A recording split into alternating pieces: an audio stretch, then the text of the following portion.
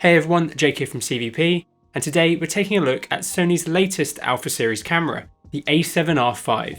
The A7R series has always been more stills focused than video, but the A7R V has some really cool functions that hopefully we get to see in other Alpha series or FX cameras soon, and also some pretty respectable video features.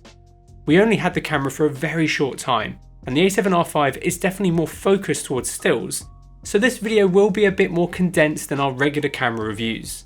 However, we did manage to take it out to Bushy Park and capture some test imagery of the deers. It's currently rutting season, so we managed to capture some great photos and video from a safe distance. Here's a list of all the lenses that we used throughout our time there. We will sprinkle in some example shots throughout the video, so let us know what you think of the imagery in the comments below. Physically, the camera feels much more like an Alpha 1 than the previous Alpha series cameras. It feels great in the hand and nowhere near as small or fiddly as previous Alpha series cameras.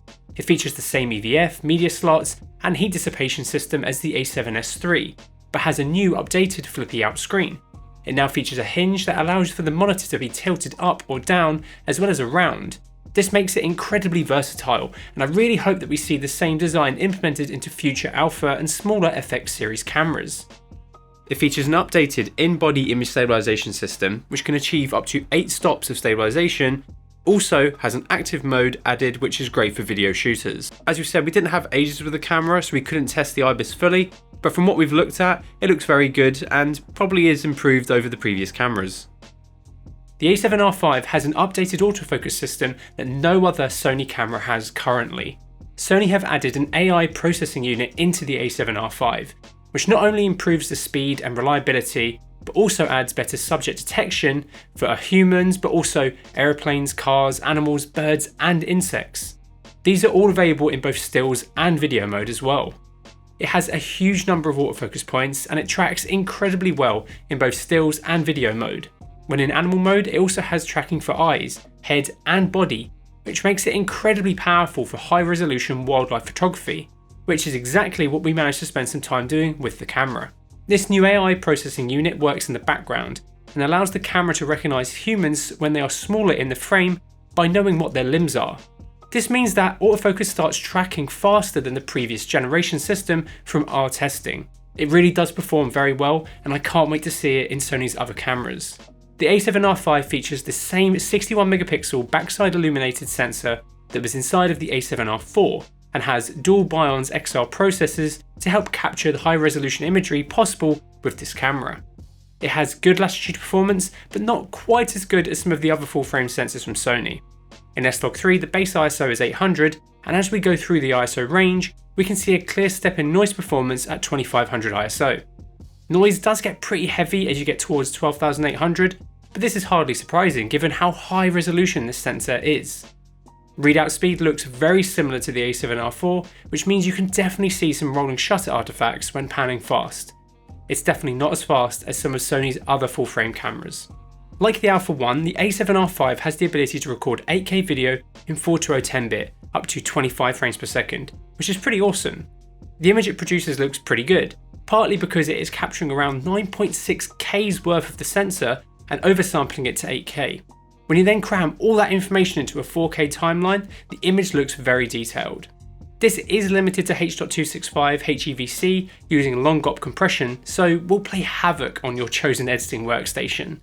However, you can also shoot in regular XAVCS and XAVCS-I as well. You can also record 4K up to 60 without cropping, but there will be pixel binning here. The camera also has a Super 35 crop mode, which can shoot at 4K up to 30p, oversampling 6.2K's worth of the sensor with no pixel binning. This would be good for anyone wanting a touch more reach out of their full frame lenses, or to be used with APS-C lenses. Another good feature for capturing wildlife, and it's great you can still get good imagery thanks in part to the oversampling. It will also have less rolling shutter artifacts than the full frame readout. Otherwise, it features very similar functions and tools as the A7 IV does, such as focus breathing compensation and the ability to shoot in S-Log3 S-Gamma3.Cine. We've made loads of content on the A7 IV and other Alpha and FX series cameras, which you can check out in the playlist that I've made for all things Sony in the description below. The A7R V is mainly going to be a photographic camera, and for photographers wanting high resolution imagery in an Alpha series body, the additions to the A7R V make it a worthy upgrade over the R4. It's going to be priced very similarly to the A7R4, which means it's a good chunk more expensive than the A7 IV and a fair bit less than the Alpha 1. We processed our captured ARW files through Sony's Imaging Edge app, as Lightroom didn't recognise the RAW files, which for a pre-release camera isn't too surprising. The images we managed to capture look great, but shooting at above 6400 ISO will result in some chroma noise creeping in, but when well exposed, it looks fantastic. Images are detailed, and there is loads of latitude to play with in post. For anyone who's used a modern Alpha series camera, using this for stills will be a very familiar experience. However, the extra bulk does make it a bit nicer to handle in my opinion. Sony have added a new lossless compression for RAW to the already possible uncompressed and compressed, which should help reduce the massive file sizes that a 61 megapixel camera captures when shooting uncompressed RAW. This will be a great way to not sacrifice image quality by shooting compressed, but also reducing the file sizes. You can also choose between large, medium and small resolution presets depending on what you need to deliver, as of course 61 megapixel RAW files are pretty massive and can be a bit overkill for certain scenarios. You are also still downsampling when you go down in resolution as well, which is cool. You can also go into APS-C mode while shooting stills, so if you want to take advantage of the faster readout speed and extra reach out of your lens, you can. This was only a very quick video, so if you have any other questions about the A7R V, let us know in the comments below, and if you like the video, please give it a like and maybe consider subscribing so you don't miss out on our awesome upcoming content. And thank you so much for watching.